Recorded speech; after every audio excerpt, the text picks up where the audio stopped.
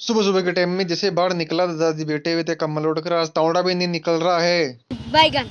सर्दी बहुत पड़ रही है लेकिन मेरे को क्या है दूसरा कार्य सौंप दिया। आज क्या है, मेरे टिंडी के लेने के लिए जाना है तो मैं ट्रैक्टर वाले भैया के पास में जा रहा हूँ, अपने आयरन पाइप बाहर निकाल लेता हूँ। फिर मैं लग जाता हूँ रोड। रोड पर आज कोहरा ही कोहरा पड़ रहा है, जगह जगह धुंध धुंध दिख रही है मेरे को तो। फिर मैं धुंध का नजारा देखते देखते अपने गाँव के अंदर पहुंच जाता हूँ। फिर हम पहुंच जाते हैं कालो ट्रैक्टर वाले के घर पर। इसको कहीं देखा है।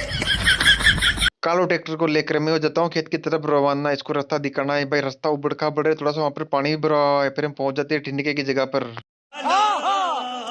कालो ट्रैक्टर को टिंडके दिखा उकर फिर हम हो जाते हैं वापस गांव के लिए रवाना। यहाँ पर मेरा मित्र अशोक मिल जाता है, इसे मिल मिलाकर हम हो जाते हैं घर के लिए रवाना। फिर मैं लिख देता हूँ विकास किसी पर चारे की फोटो, चारे के फोटो को लेकर हो जाता है घर के लिए रवाना। चारा और खाने के बाद में बच्चे को पानी पिलाने लग जाता हूँ। बैगन। फिर विकास आ रहा पाइप को गर्म कर रहा है रोड पर ले जाने के लिए।